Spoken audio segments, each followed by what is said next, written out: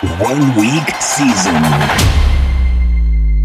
1 week season, fam, La Familia, welcome back. Week 2 of Bestball Plus 2024. We are excited to be coming to you here. We are recording this Sunday night, May 5th. This will be live for you on YouTube, Twitter, and on our podcast stream on Monday, May 6th. We're going to get right to it. Had some delays recording thanks to some toddler and infant bedtime issues at my house. So anyways, we're gonna get right to it. We hopped in the draft and we're gonna start pretty quickly here. I'm gonna bring on my co-host, Mr. Billy Gableman, StatATL. How are we doing tonight? Back in the friendly confines. We're doing great, Mike. I feel like I'm slacking here. I see you got a Ryder Cup hat on. I'm usually the golf guy here. See, I was getting ready to leave the house this morning, or not this morning. That tells you how much sleep I've been getting. But to come and record this, and went to grab a hat, and I was like, oh, Billy, he's a golf guy. I gotta rock the Ryder Cup hat for him. He'll enjoy that. So I'm glad you noticed that without even me bringing it up. There you go. I'm bummed I don't even have a golf shirt on. Man, I just feel like I'm really slacking today. Hopefully we can. I was going to say next. There's always next week. We can always just. That's what we're about here at 1 week season. Bestball Plus. We're just iron sharpens iron. We're going to keep pushing each other. To raise our games, so to speak. I love that. Plus, I think we got 20 more weeks or so of this, so plenty of hats to rock. Yeah. We are. Zoom in a little bit so that people can see. So we are getting back close to us. I had the 101 in this draft. We're drafting, once again, the $15 Drafters Million, $2.5 million prize pool, $500,000 to first. Great tournament structure. Great, the settings are the same as like Underdog, except for there's 2 more roster spots, and it's full point PPR. So you get the full point instead of the half point.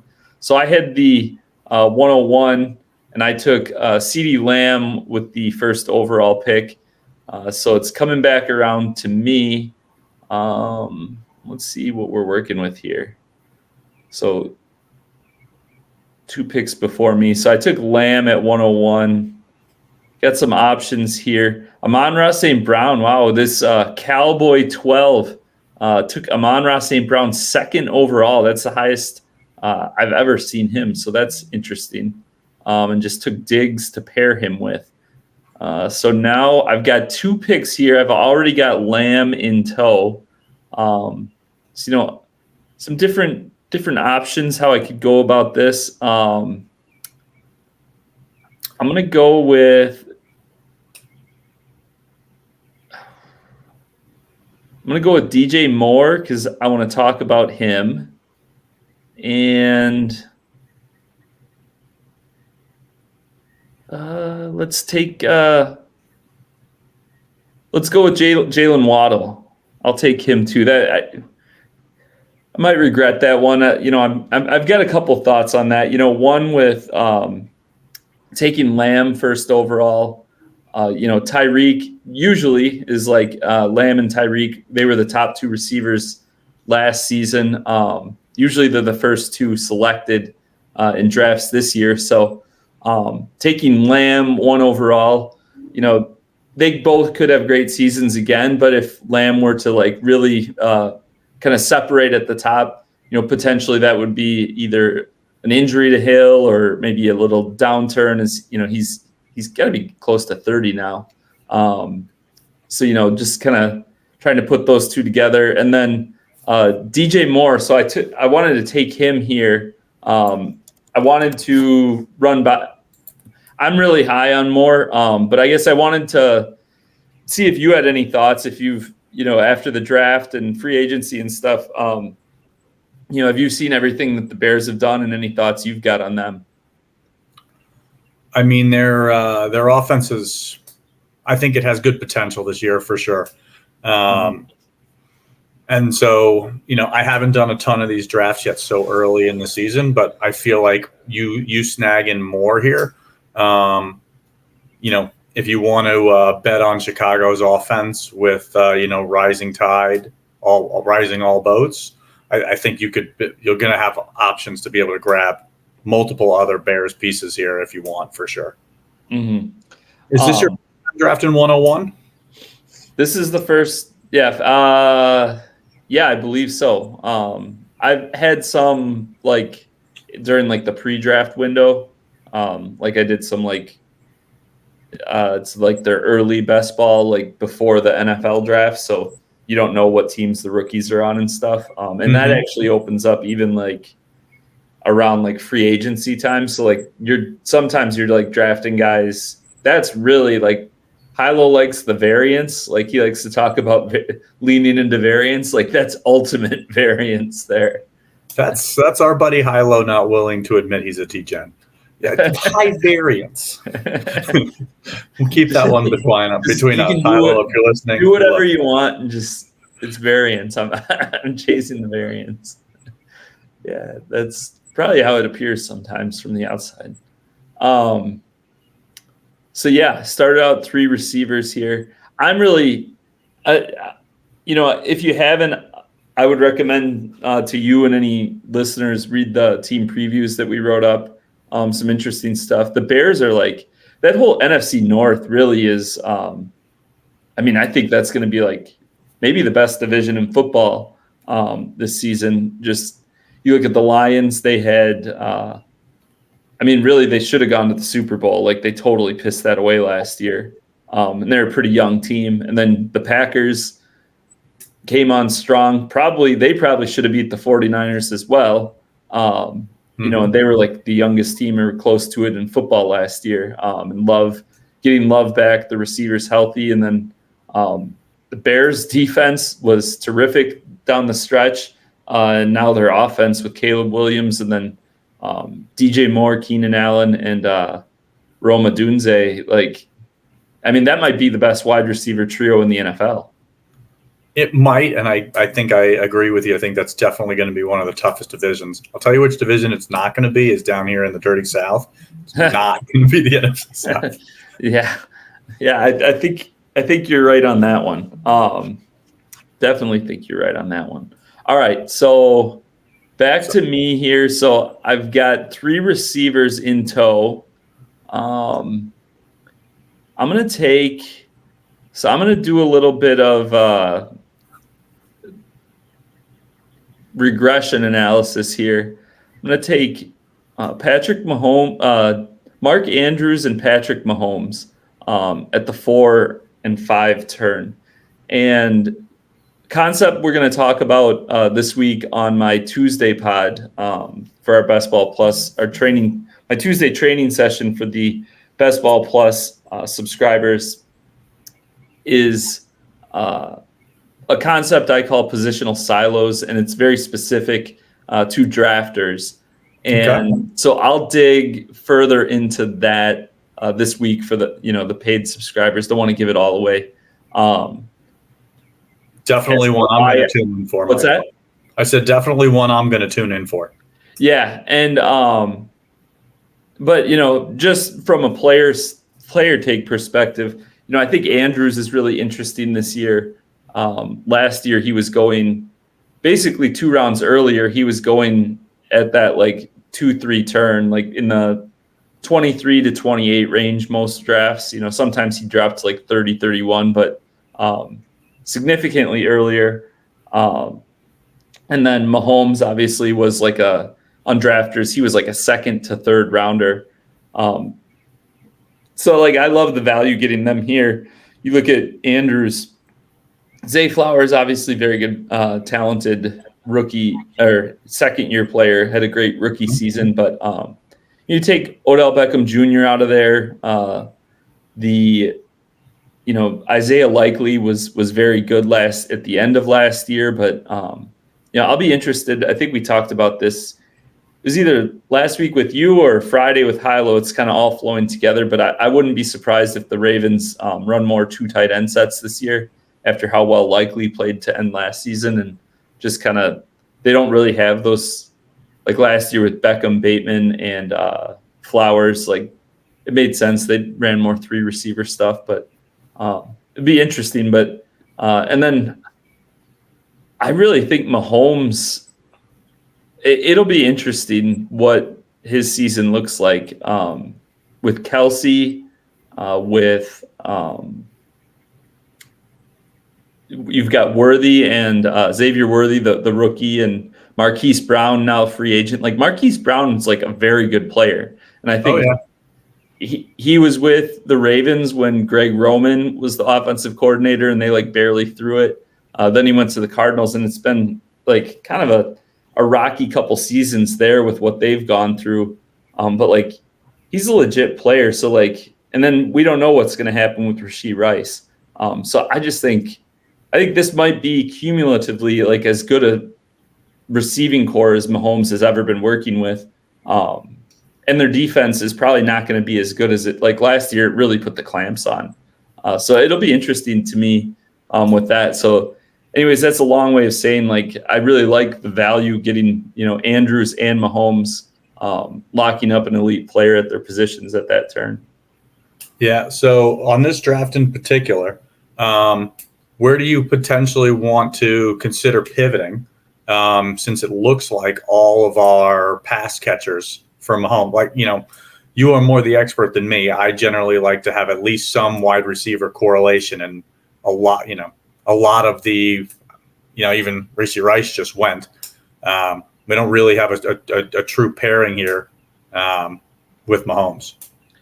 Yeah, I mean that's where like drafters is so different and so unique in that at the end of it, like correlation can be nice, but it's not like required. And especially when like I think Mahomes is good enough to like he gets other guys, like he'll get Noah Gray some touchdowns. He'll get like a backup running back some touchdowns. Like he could run more this year. Like there's lots of ways.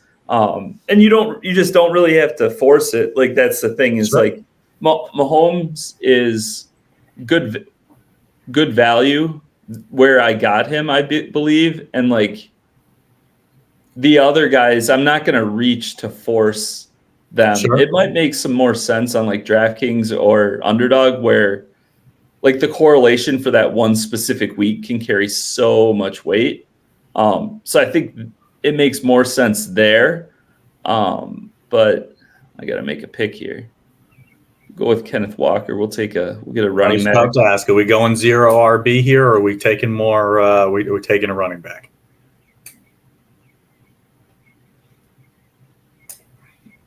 And all right, so how do you feel about Christian Watson and hoping that? I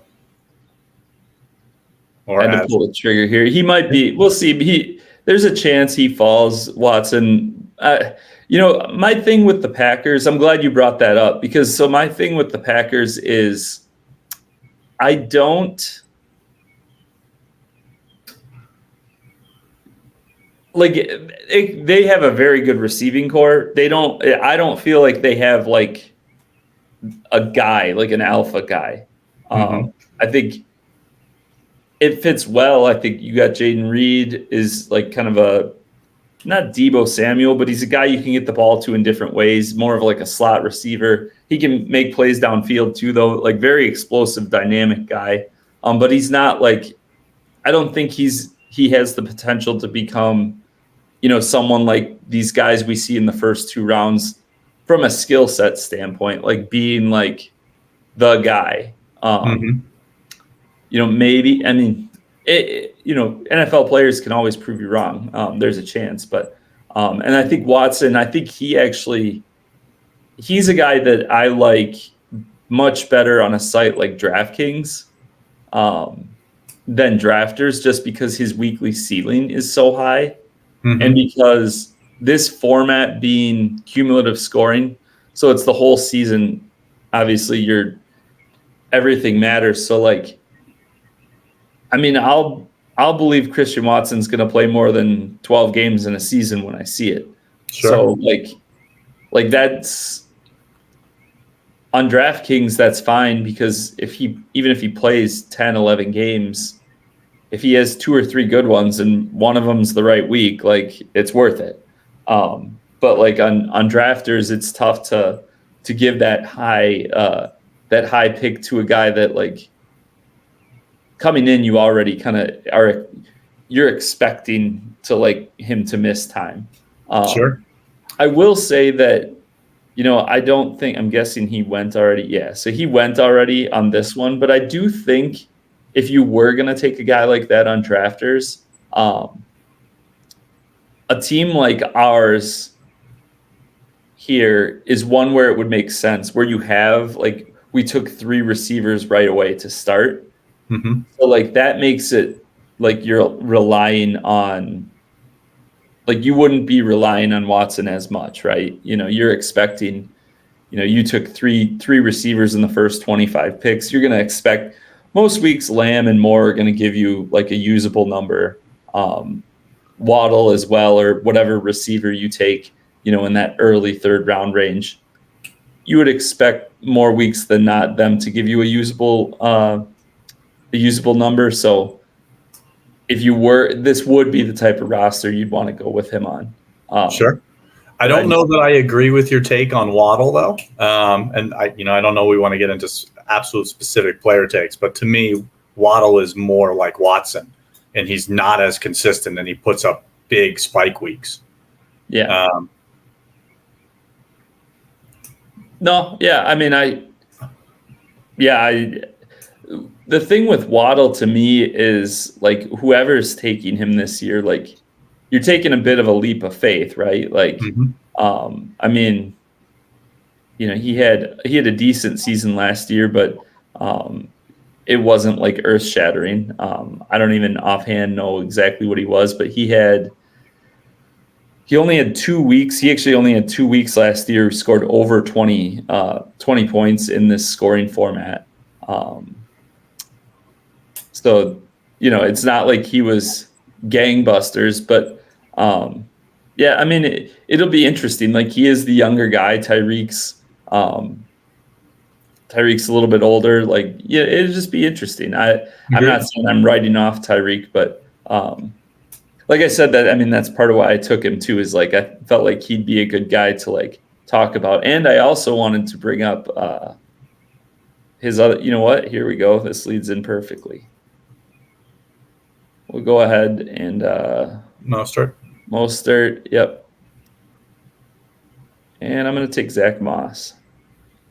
So, I watched the show with you and Hilo. We can have that same conversation about Zach Moss, but yeah. Well, I took Waddle. So the big news, this part of this show is talking about, like, the week in the news throughout the week, and kind of during this week or two after the draft is where you start seeing, like, a lot of these veteran wide receivers who hadn't signed in free agency. Like, if they don't get a look, there's a lot of teams that are like, well, we're not going to sign this guy because there's some guys we like in the draft. We're going to see if we can get them. If we can't, then we'll come back. And so, like, Beckham is a guy who the Dolphins signed this last week, who, I think Beckham, he had a couple decent weeks last year, but I believe he's 32 years old. He's 31. He'll be 32 in November. So yeah, he's a guy that's interesting from the standpoint of, like, I don't know what we can expect from him, but his presence, I guess, like, how does that do anything to affect the other guys on Miami? Yeah, so trying to think of who else is on Miami right now. Like, River Craycroft is still there. Braxton Berrios, like, on the wide receiver side. Yes. Did they draft any rookies that are, did they take Malik Washington? Was that where he ended up? Yeah, Malik Washington, who a lot of people liked. He's very fast is the thing. And obviously McDaniel loves speed. So that's kind of like the idea, the thought on that fit. And it'll be interesting, because they really liked him and then they signed Beckham. So, I mean, I would think that's their 3 and 4 now. So, that's pretty solid upgrade. I agree. There's a lot. Washington's kind of like a highly debated prospect, or he was coming into the draft. Like, there's some like good things, and he's pretty fast, I believe. But there's also a lot of people who he's got like some big holes in his game.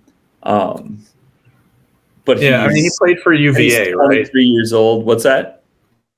I said he played for UVA. So as someone in the Dirty South, we watch SEC games here. So, I didn't see any of his college games.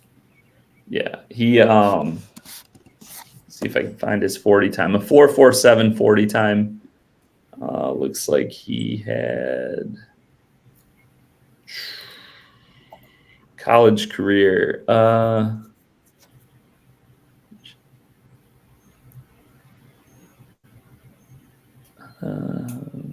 In week 4 against NC State, he had 10 catches, 170 yards, and 2 touchdowns. Was ACC wide receiver of the week. For the season, he had 110 receptions, 1,400 yards, and 9 touchdowns. Obviously, the ACC is not the SEC, but that's some pretty solid output.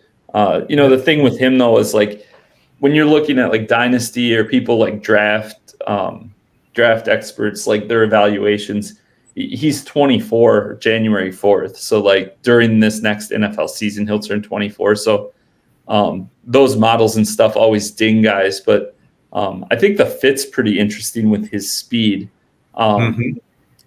So, I would think the hope for you're thinking like Waddle, who I drafted on this team, the hope would be that last year it was basically obviously Tyreek was the main show, and then their running game is just really well designed and would create yards and would produce, and then Waddle, and that was kind of it.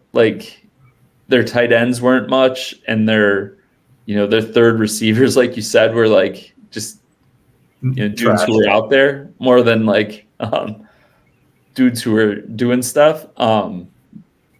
So I think the hope would be that having guys like Washington and Beckham on the field, it just it keeps defenses more honest, and maybe a guy like Waddle, maybe his it creates more openings for him to make some things happen. Sure. So we're still coming up on the clock here, 1 pick away. Yeah. Where are you leaning here? Are you thinking we're going another wide receiver? Are you considering maybe Tua? I don't know. No, I don't think so. Tua with I'm not going to take, and this is another thing I'll be talking about this week, is kind of my process for, Tua went anyways, but for the onesie positions, quarterback and tight end, how I go about what I'm going to do with them. Interesting here. So I've got 2 picks. So I'm going to take Rashid Shaheed, and then I'm going to take another running back. So I've got Mostert, Moss, and Walker. I'm going to take Jerome Ford. So couple things with this. So you asked about, Shaheed is a guy I really like, explosive player, kind of big upside guy. I think he fits well with, having those studs and Lamb more early. And I wouldn't be it wouldn't shock me if Shaheed turned in a very good season, a more consistent season, instead of just the boom bust guy we've seen, just with the way things are shaping up there in New Orleans. And then Ford, so Nick Chubb is he's an incredibly talented guy, physically crazy gifted. So there's a part of me that in hindsight, if I had only taken one running back at that last turn, I might have just taken Chubb and Ford. and locked up, kind of stacked up that Cleveland backfield as like betting on Stefanski and like, because kind of one way or the other, right? Like Ford was real good last year. I'll pull up his, like when Chubb went down, Ford, he had 24 points in that game, and then he had a 19 point, 17, lot of double digit weeks, then a 26-point week in the best ball championship week. So he had a really nice, and the Browns quarterback situation was kind of all over the map throughout the year. But a good player, and so that injury to Chubb last year was so bad, and he's had other knee injuries, and he's getting up there in age. So this Browns situation is one of the bigger question marks, I guess I would say, at this point in the offseason, as far as like what's going to happen. And basically the information that we're going to have in August, like either Chubb's going to be like out there running, looking good, like getting live reps. And then it's going to be like, well, he's going in like the 4th or 5th round now because he looks legit. Or it's going to be like, oh, he's going to be on PUP. We don't know if he'll be up to full speed at all this year, which, considering he needed like 3 surgeries to deal with that injury, I kind of lean that way. So, that's why I went Ford there. And he's kind of my lean between the two right now. But also betting against Nick Chubb can be a dangerous proposition. Yeah, and there's not a whole lot behind Ford and Chubb. Like their number 3, I think, is Naheem Hines. Like I remember watching him in Indy, and they don't want to give him 20 touches. Right. They got Deontay Foreman as well this year. Oh wow. They signed Foreman, so but he's kind of an interesting like end of the draft pick as well. Because if like Chubb doesn't come back, Foreman is like he's a bruiser, and I mean he's had some games. He's had some games the last couple of years with the Bears and then the Panthers previously. Even the Panthers. So, I remember him having 3 touchdown games with the Panthers. Yeah. Could get him back paired up with DJ Moore. Yeah. You remember that Falcons game 2 years ago? The Hail Mary at the end? PJ Walker, DJ Moore. I would like that was one of Foreman's massive games. Yeah. I think after our 2 picks here, I want to hear which teams or offenses, because that's really more what we're focused on here, have kind of picked up steam in your mind over the last week. If anybody is kind of moving up the totem pole of offenses you want to be targeting. I know last week we were talking Tennessee a little bit as a sneaky offense.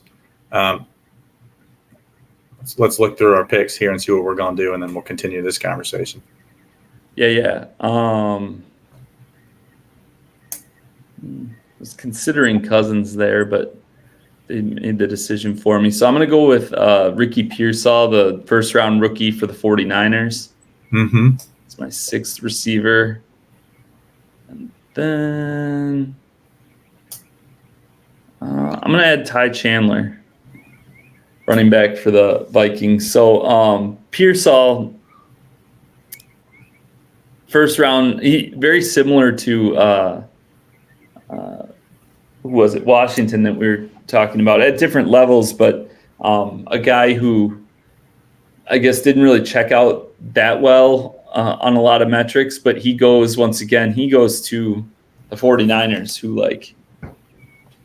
Yeah, sometimes it's about the landing spot, Mike. Yeah. See, and it's not just like, I think sometimes some people get to like, oh, this guy, like he goes there, they don't have that much competition. Like, it's okay if he's not very good. Like, I think that's a mistake because like talent wins out in the NFL. But I think that the key is like Pearsall, he's going to a coach who will play to his strengths. So like the 49ers are going to, like Shanahan's going to, they have a plan for him. They took him in the first round. Like, I'm going to trust that plan. And that's still like, I don't think Brandon Ayuk has a new contract yet. So there's still a long ways to go as far as between him, Debo, like what happens there. And Debo's got an injury history. Kittle's got an injury history, so he could see a very real role for one of the top 5 teams in the league. Yeah, and as you were saying, our first 2 or 3 picks, starting wide receiver. We can take some shots on some guys that, if things break their way, could have huge seasons, even if it's just some spike weeks. If George Kittle gets hurt or they move away from Ayuk. So what was? You asked what team was it? What team that I'm like high on? Is that what you were asking? Well, last week we were talking, and you were mentioning how high you were, or how you thought like Tennessee was kind of getting underdrafted. Thought they could have potential as an exciting offense. I was just curious if the last 7 days, if anybody has kind of popped up, any offenses kind of top of mind for you of maybe it's some moves, maybe it's something like Miami, as we were talking about earlier. Adding pieces, shoring up their offense. If there's anything, obviously it's way early. Sorry, I disconnected for a second. Are we good now? Yep. Okay. Yeah. Well, when I cut out, you were talking about Tennessee. They're a team that I just think I think people just are looking at them as like the Titans that we've always known, or the last few years we've known. And they're going to be a completely different team personnel wise. You got 2 explosive backs. You've got Ridley and Hopkins. They just signed Tyler Boyd actually in free agency, or it's not official yet, I guess, but it's reported that he'll be signing there with his old offensive coordinator from the Bengals. So it's a new offense. You got new player. It's a new team. It really is. It's not going to be the same team, and they're. I feel like they're kind of being drafted. They're based on how they've been, as opposed to what they're going to be. The other team I'm interested in is the Jaguars. How they play out, because they kind of flopped last year after they made the playoffs. They had that big comeback to beat the Chargers. They were in good position to beat the Chiefs, quite frankly, in the divisional round 2 years ago. And everybody kind of thought they'd take another big step forward, and they kind of flopped. I'm interested to see what they look like. They get the first round rookie Brian Thomas. They picked up Gabe Davis. So they got a revamped offense a little bit there too. Yeah, so it'll be interesting, kind of how that all plays out. Okay, so 14th round. So I've only got Mahomes at quarterback. So I'm going to go ahead and take Deshaun Watson.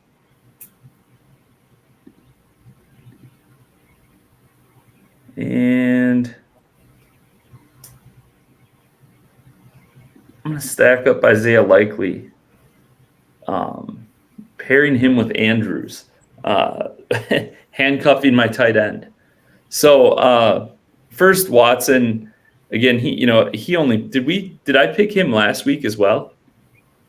I'm not sure. So he played 6 games last year. Obviously had injury issues, so he left in multiple of them. He played 6 games, but the week 7, the Colts game, he had been injured, and then he came back and he got hurt on the first or second possession he was out there. He had the negative points in that game. He shouldn't have been playing.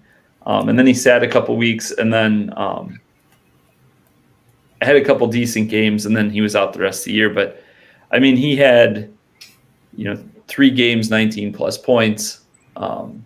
I mean, he's a guy that I personally like in later rounds, just because I mean, you saw what the offense was capable of last year with 38 or so year old like Joe Flacco, like, Mm-hmm. and obviously in his prime, Deshaun Watson is a much better caliber player than Flacco is at 38. So I kind of like that as a second quarterback. I think, and again, you know this better than me, but with us stacking tight end, I assume that means late we're going to have to take a third tight end, or else we're going to take a 0 1 week at a tight end because they're going to have the same bye week. Yeah, so like it's hard to, like, in this format, like, so I'm glad you brought that up, because like on DraftKings and Underdog, I actually think there's like, and I'll dive into this like deeper on my Tuesday pod one of these weeks, but like I think there's somewhat of an inherent advantage actually in those contests to having, like, if you just have two tight ends and they have the same bye week, just because of the uniqueness it gives you, especially if you have the right types of players paired together, like based on like how they play and like what their upside scenarios are in a given week. Sure. What you're thinking is, if the third tight end is really a punt, like how many points am I really getting from him a lot of weeks? Is that what you're thinking? Yeah, and just from the standpoint of like, if you take two tight ends and we don't even have the schedule yet right now, right? So we don't even like know, but like if you take two tight ends with the same bye week, most people are going to take a third, right? It's probably not going to be somebody who adds that much, but also like in that playoff format with the pods, like your initial 14 weeks, which is when the buys fall, it actually, like, from everything that I've looked at from all my experience with hundreds of drafts, like clicking through them, like there's not that many that like second to third place, like advancing or not advancing, is within that like 10 points that you might get. Whereas that 1 week. Yeah. And especially if you take two tight ends who are relatively early draft picks, like within the first 10 rounds, like people aren't going to draft them together, because like if they take Mark Andrews, like they're not going to take Evan Ingram too if he has the same bye week, because they don't want to take a third tight end if they are using two earlier picks on tight ends and they feel like they have to. So like you're going to be one of the only people who has that combination. It's kind of the nuts of what I'm thinking. Going to take DeMarcus Robinson there. And then let's see.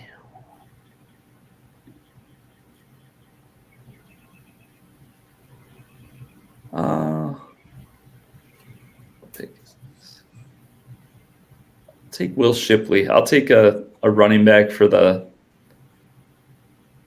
behind that Eagles offensive line. Nothing special with Robinson, just seventh receiver. He came on down the stretch. He's a guy that I wonder if him being like a veteran, like he's not like this young, exciting rookie, right? Or like this high pedigree guy. Like, I wonder if we're undervaluing him for like how he ended last season. Like I look at that, like down the stretch there from weeks 13. So he started playing in week 9, and then they had week 10 by 11 and 12. He didn't do much, but then 15.5, 13.6, 14.7, 20.2, 13.2. Like that's quite a stretch for a dude you're getting in the 16th, 17th round. Yeah, absolutely. And like they didn't bring anyone else in and he produced for them. Like, why wouldn't he have like a relatively similar role, right? Yeah, thinking the same. And it's, they have a pretty concentrated offense. Yeah. Yeah, they do.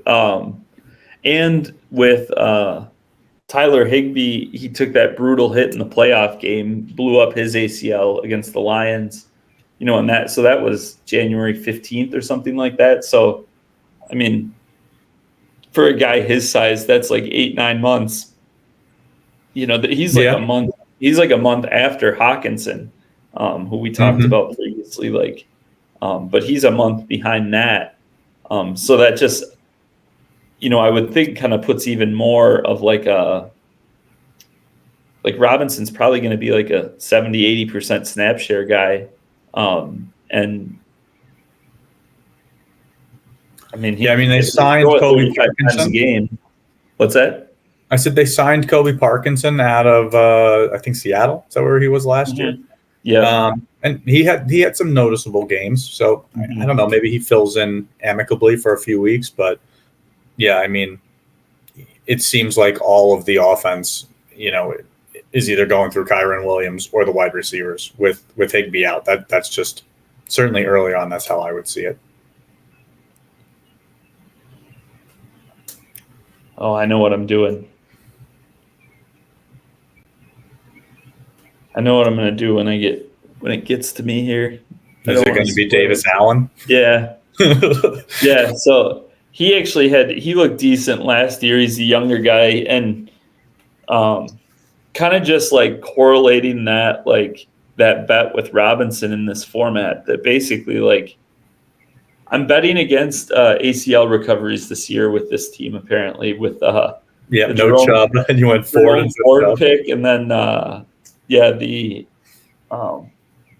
wide receiver 3 and potential backup wide receiver or running back 1, or sorry, tight end 1 for the Rams. So we shall see. All right, so back to me here. I look at these running backs. I've got Walker, Mostert, Moss, Ford, Chandler, Shipley. I like a lot of things, but like Chandler and Shipley are tough to rely on. I'm going to take Isaac Guerendo as my running back 7, and then I'm going to go with the previously discussed Davis Allen.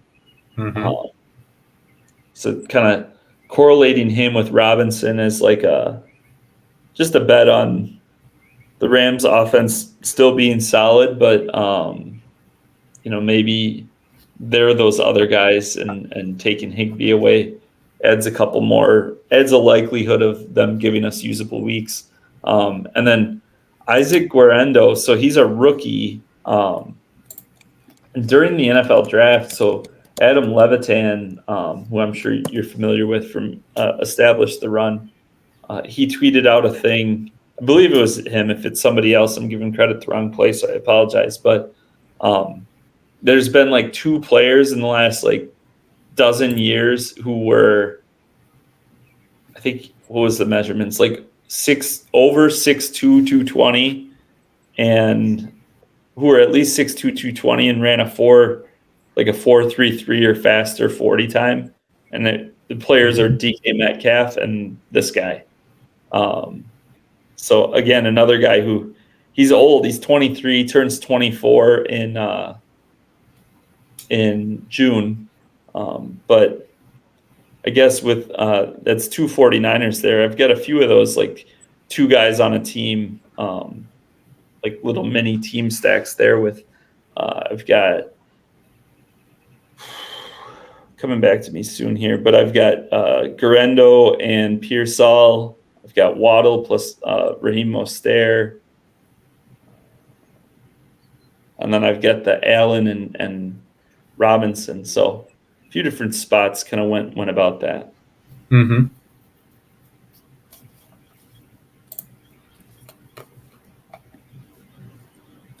Hopefully there's a changing of the guard in San Francisco this year.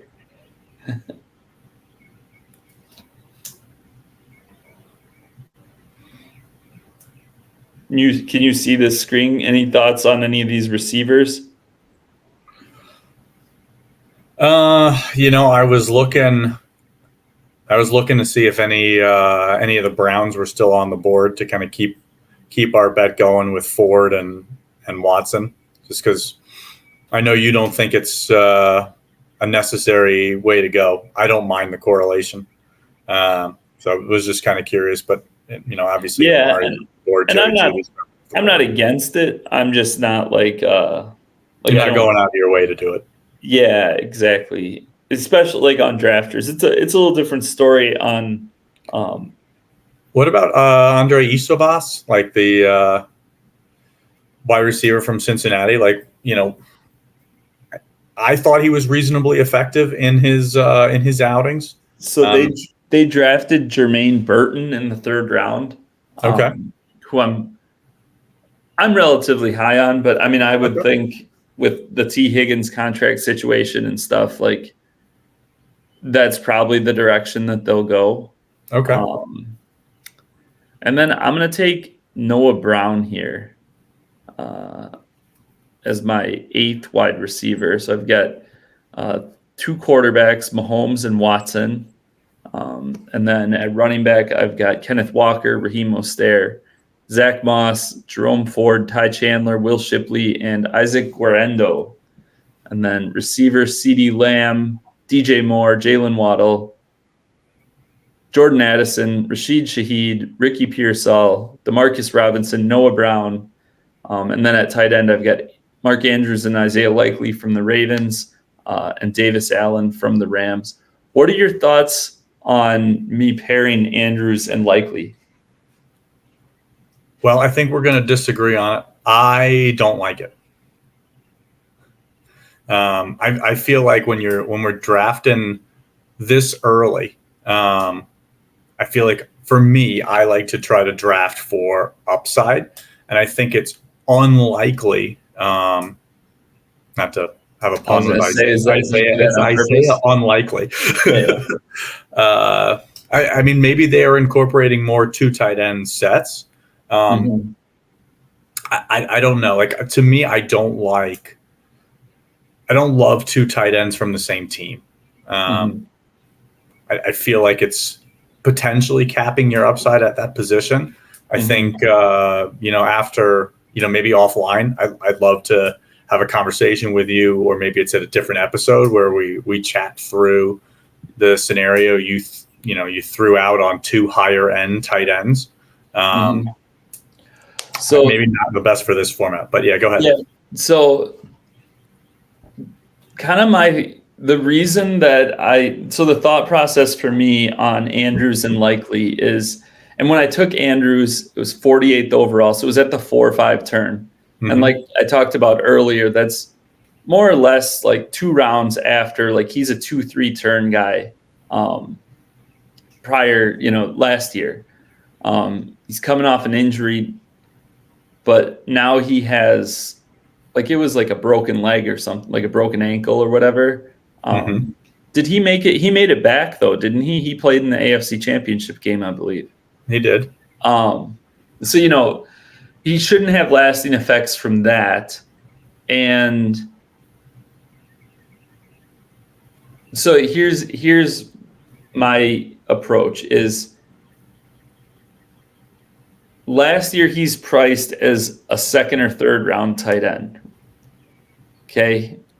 And that is basically on an assumption of like full health. Okay. And what have you. Well, like the Ravens offense was better last year than or it met expectations of those who were like optimistic about them with their new offensive coordinator. So now you have a situation where you're getting him in that 4-5 range. And I would assume that the reason that there's the discount is worries about his health. Well, by taking Likely on that same roster, who we've seen and we know will, if Andrews misses time, will step into that like full-time, that positional role.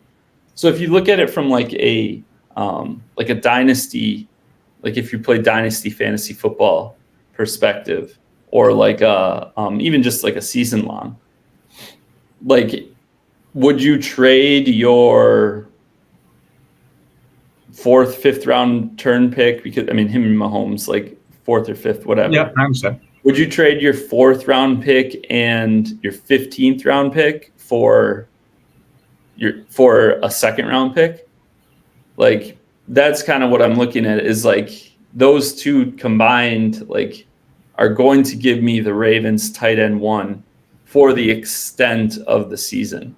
Mm-hmm. And like, that's worth like a end of second rounder based on what last year's production was and what, and then you've got the upside of, well, like, what if they do start playing them both? So generally, like, 100% agree with you about, like, this is like maybe the only situation I would take 2 tight ends from the same team, just because I think they're both like supremely talented, and the way that like the injury discount works out, like, just kind of makes sense to me. I mean, I like Likely. I've had some huge weeks with him. I don't disagree. I think your cost of taking Likely in the 15th, is low. I think listening to your argument, I could see it. Certainly with this group, I don't know that there's really any other pairs that I would do that with. Mm-hmm. But this I could see. I'd be curious to see how it plays out. To me, I think we're betting, and again, this is just for this roster. You're betting on Mark Andrews and the Baltimore tight ends kind of being what we've seen in years past. They go out and sign Derrick Henry, and they may just become more of a running team with Lamar. So we just don't know. We're projecting here in April, but I think it'll be unique. I don't think there'll be a lot of teams that are built with both Baltimore tight ends, and if they end up, running more, it's not 11 personnel, but 2 tight ends on the field. You could get major production out of Baltimore tight end every week. Mm-hmm. So hopefully, or at least for this one, hopefully. Yep, for this one, hopefully. This is my 5th draft that I've done on Drafters so far. Once again, if you have not played on Drafters before, highly recommend it. You can use code OWS to get, if it's your first time, deposit match up to $100.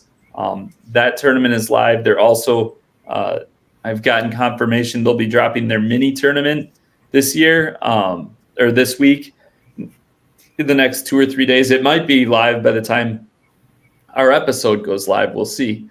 But that will be at, like, last year was a $3 price point.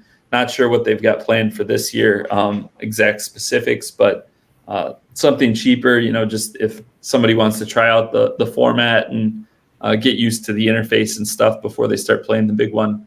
But highly recommend that.